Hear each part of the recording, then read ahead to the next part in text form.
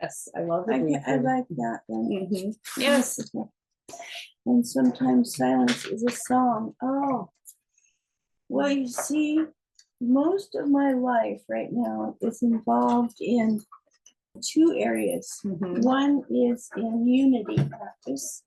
Can you tell me more what that means? So, Patricia Albert wrote a book, Evolutionary Relationships. And I had been practicing with a friend of mine this practice, which I called unity, in which we both were able to reach a state of vulnerability that actually allowed for the other person to come in fully and allowed me to come in fully and to I just see it as sort of this cauldron that we pour ourselves into, and in there we like swirl, and our energies sort of snap off of one another, and we feel this synergistic explosion of possibility and expansion. And that's why it's really hard for me to get into the details of the timestamps and shit. Fuck it. Fuck that. I am looking for unity partners. Mm-hmm. I'm looking for people who would like to spend an hour. Mm-hmm. You know, we don't have to commit. You can just try it out. You know, it's that commitment word. It's like, yeah, you know, really scary for people. And you know, my experience has been, and I did it with Patricia Albert for a year during COVID, and we zoomed to all over the world, and we would get into these rooms of two, and we would gaze at each other, and we would allow ourselves to just be vulnerable in the moment to receive whatever is there to be received and give whatever is there to be given. It's just the most powerful. So I believe in evolutionary relationships. I believe in these interactions as being like super helpful to the earth, you know, just really, you know, this is the transformation that the earth has going on. And we're just a big part of that. And just as we sort of relax and stop thinking about our little niche as being so important to define, you know, we just open up to the possibilities. And I really mean that. I mean, I practice at night opening up my seventh chakra and having the 1,000-petaled lotus just send its perfume out and attract healers and teachers and guides and angels and intergalactic beings and, you know, and acupuncturists and patches and whatever comes in is what I'm to put my attention on in the moment. And that's sort of how I've been living my life. And I don't want to go back to the details. Can I tell you? Oh, okay. Okay. Are you finished? I'm sorry. I don't. Yeah. Can I color while you? Please do. Please do. Talk? Yeah. I don't know if you could tell. I was almost crying because not only is what you were describing just obviously so beautiful, and I can tell how passionate you are about it. And like I was saying earlier, I speak to a lot of different people in a lot of different walks of life, different parts of their life, and every one of them is asking for that. Every one of them is aching for that. Yeah. Not everybody knows how to verbalize it. Not everybody knows how to say what they're looking for, but what you just described is what they're looking for. It is. And, you know, I really feel I've been doing this now since the pandemic. Well, before the pandemic, because Vincent and I started before the pandemic.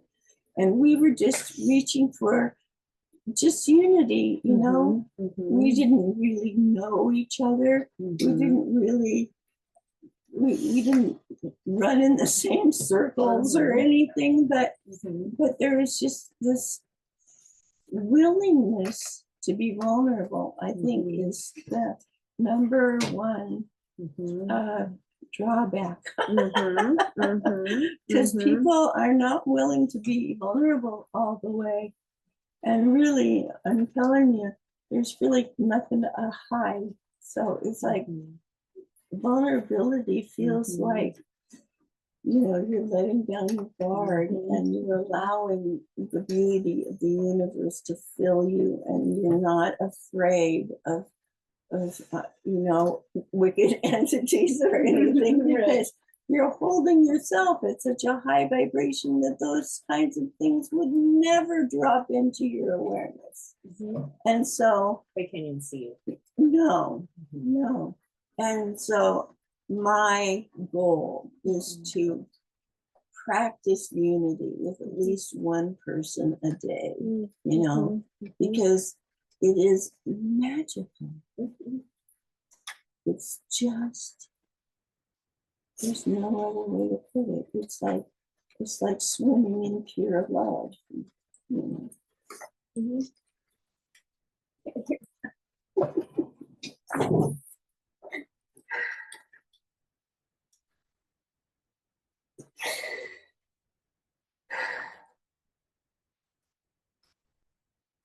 I have a feeling I just dropped into your crown chakra. And you're into mine. You know, this is bound to happen. This is the relationship that we need to have. And this is the energy that's going to move your business or your life or your love life or your dog life. Right. It's going to enhance everything. This is what I want to do with the rest of my life, however long it is. And, you know, it seems like it might be getting longer. I can imagine the ways in which that lots of unity practice could create a healing environment. Because you provide all of you, and all of you is fucking fantastic. Yes. I mean, and it's not just the all of you that you've lived on the earth. It's the all of you that you are. You allow yourself, all of you, to come in and be seen. We don't get to be seen as this very often. I'm really glad you're recording this, because I'm going to enjoy looking at it again. See, part of the reason I was crying is because we're finally putting into words incredible spiritual practice. To like, I literally transported more than 10,000 people. When I started practicing with you, maybe a year and a half before I had a breakthrough, realized that my external environment was created by my internal environment. I wanted to change my external environment, but I was still driving. Sophia taught me what she called body tracking. Basically just breathing through your chakras, being fully present. And I had 2 experiences that night with men. One carload was Middle Eastern men, which I had repeated experiences where they would see a woman driver, and that would color the entire trip. And it was never a positive experience. They got in the car and we had such a rich conversation. I had just told him about the Aurora Borealis, the Northern Lights. He'd never heard of it. And he's like looking it up, and he's like, oh my God, should I go see them? I gotta go to Alaska. And then they got out, and I was just like, wow, that was incredible. Like, we just had the most connective experience. I just introduced somebody to something that he probably never would have heard of. I love that. Within minutes, I got another ride, 2 men. He was from North Korea and South Korea. It was their last night in Portland. They've been all over the country. They were like, is there anything that you would suggest that we see? It was my last trip of the night, it had been a long day. I drove them around so they could see Portland, to the Rose Garden. And one of them had a cigarette. It's like 10 o'clock at night. This was our favorite experience of the United States, was this ride. We had a huge language barrier. Like, it was really challenging, but man, we figured it out, and they really got what they had asked for, and I got what I had, longed for. Yeah, and and, breathed and, through. and lived for. I mean, that's what you were living for at that moment, Right, Oh, fully. And it was such a beautiful experience. when we can just jump into the present moment and play with whatever is offered to us, it's really quite phenomenal. Right. And it doesn't take a lot of time. It can be like that. Yeah. And of course it took practice, and of course there were days that I couldn't do it. It was extremely reliable. When I was present, I always made more money that day. Always. Yeah. And now it's at the point that I've done it long enough, and I have put so much intention into it, and I have a term mantra that I have said when I get in the car. I have very clear evidence and multiple years of financial data proving that I make far more money when I'm in this state, and the average driver in Portland makes like $20 an hour or less. I almost never make less than 35, and often in this past year it's been 45 to 60 an hour, just driving people around. Wow. Usually less than 15 minutes per trip, and so I'm really kind of cranking through them, but we're still having those kind of experices that I get excited about. That yeah, that whole concept of unity. So I mean, you and I have just created this incredible soup that we just keep pouring into, and who knows what's going to come of that. Kind of funny chakra exercise, I'll tell you, because it's really helpful. So I just visualize my first chakra is just like earth, moving down my thighs to my knees, to my calves and my ankles and my feet, and then just feeling the roots into the earth and just grabbing the earth and holding on for stability and for nourishment, and drawing the earth energy up into my feet and my ankles, and my calves and my knees and my thighs, and my first chakra just full of blood and earth and the seeds of my desires.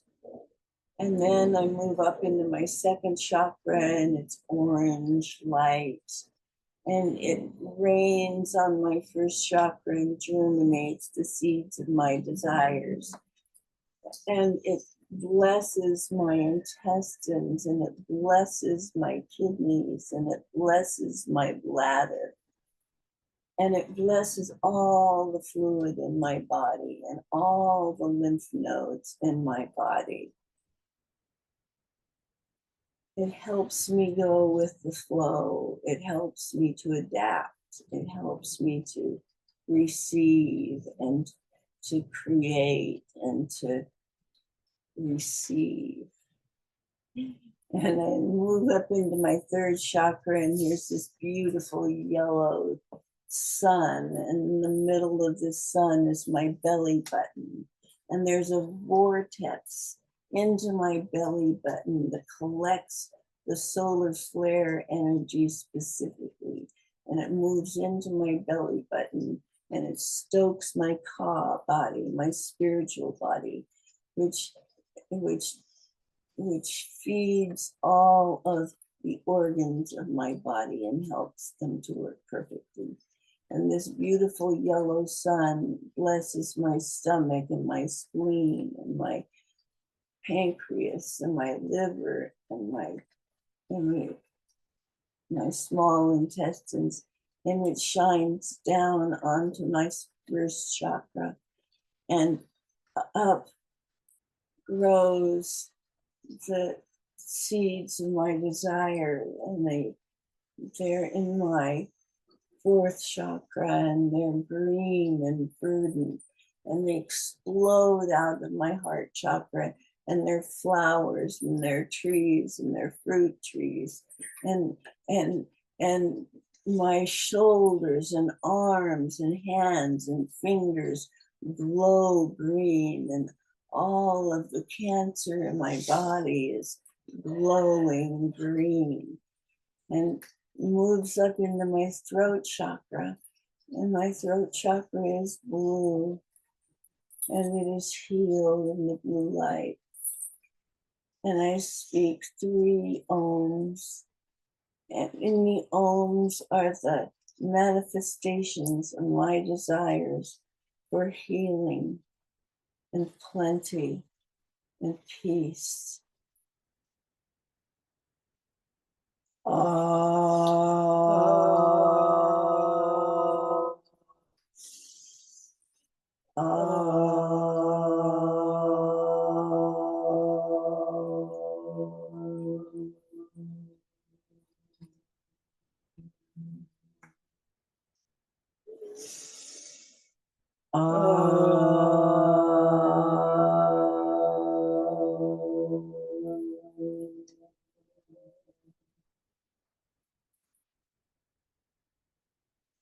And move up into my head, and I bless my eyes. And I see a violet flame burning in my 3rd eye, and it expands and fills my brain, blesses my pituitary gland and my pineal gland, moves down all of my spine and down into my tailbone. This violet flame. The violet flame fills my eyes. It fills my ears. It fills my nose and my sinuses, my mouth and my teeth and my jaw. It fills my head.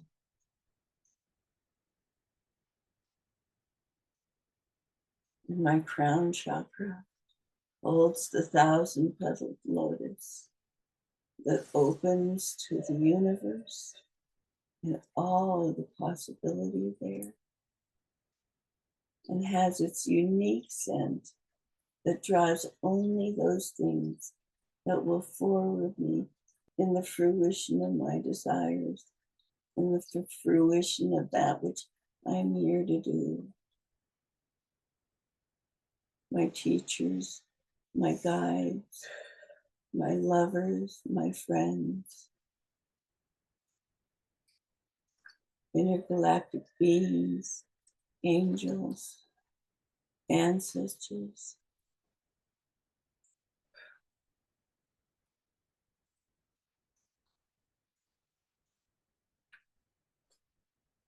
And I have a crown of stars around my crown chakra that reaches out into the universe. And here I sit. And there's so much light around me. It's infinite light. We call it the light of the great Christos above. Probably has other names. But I funnel this light, which is immense, through my crown chakra and into my head. And now my head, my brain, my pituitary gland, my pineal gland, my brain stem, and all the way down my spine to my tailbone. My eyes are filled with the light of the great Christos. My ears are filled with the light of the great Christos. My mouth and jaw and teeth, nose and sinuses, my entire head, filled with the light of the great Christos. My throat, my neck, filled with the light. My 4th chakra now has the plentiful growth, but now it is all light. Now it is all light, and it reaches out into infinity. You can't even see the end. And my heart is full of light. All of the lymph nodes in my body are being fed with this beautiful light, this liquid light. They're being fed, they're being nourished, they're attaining that which they've been reaching for. I'm giving it to them willingly through my heart. And there's a beautiful white sun in my belly now, where the vortex reaching out and drinking in the solar flare energy to stoke my claw body. And this beautiful white energy fills now my stomach and my spleen and my pancreas and my liver and moves into my second chakra and fills all of my intestines, my kidneys, my bladder, all of the water that's within my body, all of the lymph nodes within my body, filled with this white light. My first chakra is filled with this light, and it moves down my thighs to my knees, to my calves, to my ankles, to my feet, to my toes, and through the earth, the roots. It buries deep into the earth. This white light of the great crystals is deep within the earth. It's a blessing to the earth. We are a blessing to the earth.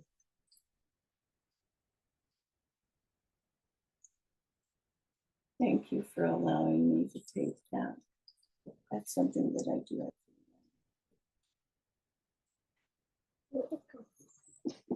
Can you stand up and hug that one? Yeah.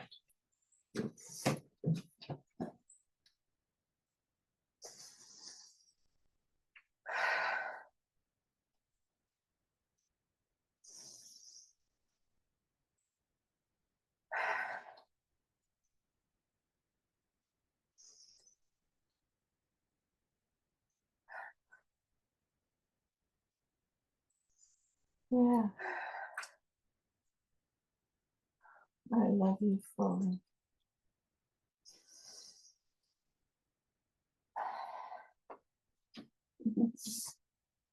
Thank you for allowing me to record that, because we just did what I've been trying to describe. I want to do is I want to facilitate ease so that people like yourself can just drop in and do your magic rather than feel drained by anything else. Right. That's it. That's what I want to do, but we needed to just do it. Yeah, I know. That's right. That's right. Thank you so much. It's wonderful to do it as a solitary practice, but just like the unity practice, the more it gets out there, the more people use it, the better off everybody's going to be, because this is the truth. Unity is the truth. The problems that we have in the world are just because we're trying to be separate. And fighting for that separateness. Right.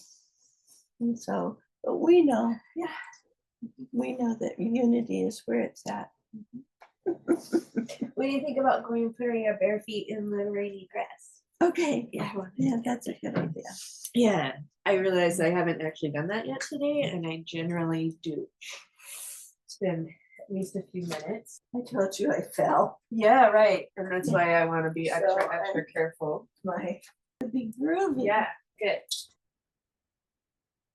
Oh, a blanket would be groovy. Yeah, good. Yeah, if at any time you could be 5 or 10% more comfortable, let me please be of service and provide that for you. So let me bring my chair in. So another thing that I'm doing is I'm doing work with the book Feeding Your Demons. Oh, do you know who the author is? No, It's fine, I'm sure you can find it. it's a very odd author name, and so it takes a very interesting look at your demons in your life, and you get to impersonate them. You get to make them a person or a thing that you can communicate with. And then you get to ask it what it wants and what it needs. And then you ask it how it will feel when you get what you need. And we can do a feeding your demons one at a later date. But anyway, let your body melt into a substance that will actually feed your demon to satiation. Wow. And you just allow your body to actually feed your demon. And you ask your demon how you will feel when you're satiated, and whatever the demon says, I will feel peace, I will feel strong, my demon will feel satisfied, and that he's had enough to eat. And so I feed my demon every night, but I also have partners, my feed my demon partners. Yeah.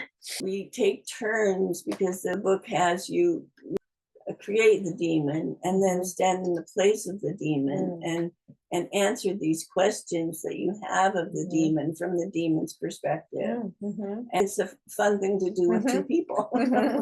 So would you like me to say the mantra that I was referring to? Yeah.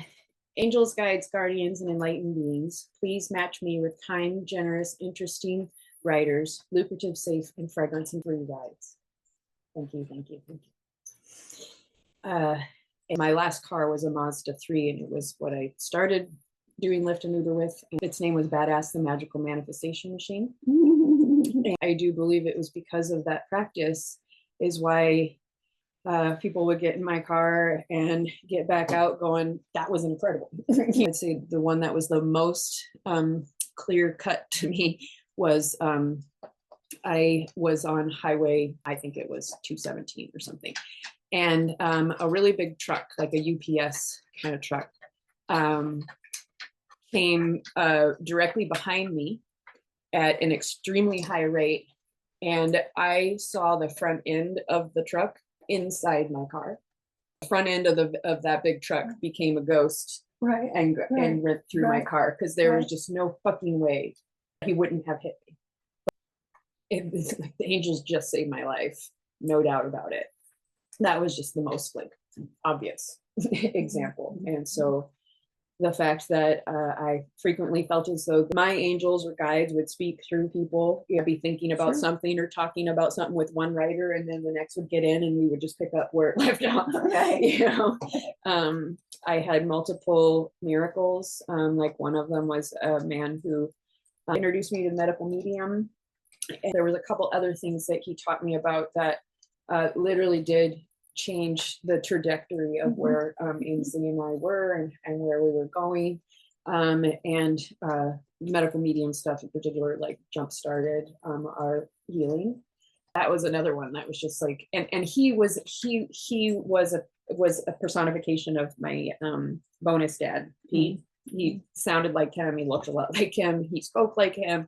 So that's another thing that's happened repetitively is Pete has arrived and we've had conversations through other folks, and usually they look and sound like him too, whether it was a man or a woman or what. So, you know, Thank you, Pete. Yeah. And then you know what? Our house that we live in now is known in the neighborhood as Pete's house, because the man who built it and lived in it for a long time, his name was Pete. So that just really blew my mind when I found that out. Yeah. We had a very difficult and complicated relationship for the first 35, 40 years of my life, and then he passed away. But we got a couple of years that were pretty good. And I was the executor of his estate, which was complicated and difficult, and there wasn't a lot there, but I got paid for it all, doing that level of work. And so he practically like supported us for quite a while. Like that was one of my part-time jobs, and I didn't have to drive as much, so I could be home with my kid more. And that was all he ever wanted to do, was to help us, you know, hit me and my brothers, and just and Ainsley, of course. And make our lives easier. But I also think that's what killed him, because he worked himself to death. He was a boat captain. So, but yeah, now he very often speaks to me through other people or through, just random little occurrences. The other little thing that I wanted to say is what we also modeled there. I do not want magical beings like you to have to spend time on things that drain you. A little team sort of things that you should not have to think about or plan or make happen. What I teach people to do is little niggling stuff and some of the medium-sized niggling stuff that just drains the hell out of your creativity. And it keeps your hands busy, so you can't do this. Or so I want this to be more of the space that's created. And so also this practice of how can you bring your offerings to the world and do it in exactly the way you want to do it and be exactly how you want to be. How can you do that, and how can I facilitate that? Does it help you like understand a little better? Yeah, okay. Yeah. Well, that's mighty fine of you. So one example could be you want to do unity practice. What if you gave me times and days you want to do it? I will do the Zoom and the scheduling, whatever the barrier is to you already sharing that. Whatever thing gets in your way because it's annoying or too time consuming or you don't know how, let me remove that. It's probably just something you just don't like doing. Or just don't have the expertise. Exactly. And you don't need to learn it. You just really, I don't want people learning shit they don't need to know. I had no idea it might be so easy. I've been just doing it one person at a time, whoever is willing in the moment. We did this wonderful thing together where we listened to the 26th chapter of the Ribu Gita. And it's pretty amazing. We listened to it together, and it really takes you to a place of expanded consciousness. That was an enriching experience. Which is the reason why people need to be a fly on the wall for a lot of different conversations, because you just named multiple things that I've never heard of. I use it to go to sleep with every night. Oh, okay.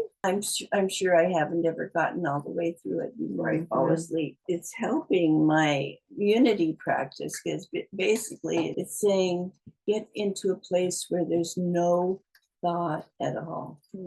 Just be happy without a trace of thought. That is a really good place to start in the unity practice.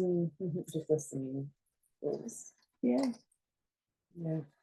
I don't have a judgment about what's going to happen in this next moment. This is the moment we have. And this wisdom that you're sharing is very important. This is the kind of thing that lots of folks have never heard before. When I realized that the voices in my head were so unkind that if somebody overheard me saying them to a child or a dog, that they would like have every right to take them away. So for me to realize that my head was filled with that kind of just terrible, well, of course I understood, like, well, that makes sense that I feel like shit all the time and I keep being suicidal now and then. And I learned that shoulder time right before you fall asleep and right after you wake up is like really powerful. So I started listening to Pema Chodron all night long and Thich Nhat Hanh all night long. I would do isophonic sounds or solfeggio or binaural or whatever. Reprogramming your brain. Totally. Subliminal messages through them. Yeah. Very active reprogramming. And it took years. But eventually I noticed, like, wow, I can honestly say the majority of the stuff that goes on in my head now is not me. That's good. It's a lot kinder. And now I rarely have, basically, if I'm having a really like unkind thought towards myself, typically I'm very tired, I'm hungry, I'm really upset about something. And so it kind of also makes sense, so it's more now it's information than a habit. I still have one of my demons is guilt and shame around parenting mostly. And so, so I'm still working with that demon. Yeah. Zari and I talk about that a lot. Yeah. I don't have a lot of folks to talk to about the guilt and shame I feel as a parent. So I feel like that's another kind of topic that is just really commonly ached for. Yeah. And I suspect a big reason why so many people feel what both have the feeling of I just want to be seen and heard and have the extraordinary fear of it is it's not as much that they're not willing, it's more that they're afraid of it because of the way it has been received, and the way in particular it was received when they were kids. Right. So they just really don't know any other way of being there. Like I recall my heart saying, I know there is more of a life experience than I am experiencing, but I don't know what it looks like or what it feels like or how to ask for it. And it really wasn't until I found women's circles and then Soul Sara and just workshops that I started to realize like, oh, this is what my heart was aching for, but I didn't know what it was. It was the whole world that opened up when I found authentic relating and ecstatic dance and proved communication. Now I kind of look at it like I've been in a foreign land that speaks a different language and has different culture and different customs and different things that they struggle with. And a lot of them are also the same. And so I want to bridge back over to the more conventional space and speak to those who were like me, who just didn't know the language, didn't know how to find it, I didn't know what a sound bath was. So like that language needs to be translated, because if you go drop into a circle that the facilitator's been doing it a long time and they forget what it feels like to be a newbie and not understand what it means to like breathe into your feet or whatever, it was really hard for me to do that. I had to overcome fear and I don't understand what the hell's going on. I had to overcome all that because I was doing it completely by myself. But now I also know it was worth it. And I need to help others understand what it means when we're using these weird words or talking about grounding. So, well, thank you for this. Yeah, thank you. I'm really glad it worked out. Me too. Yeah. Are you starting to feel hungry? It's 12:30. Yeah, I guess so. What do you feel like chicken, or you just want the Sure. salad, or? Yeah. Okay. I'm up for anything. Okay. I will go ahead and stop this because I'm gonna go do kitchen stuff. And yeah.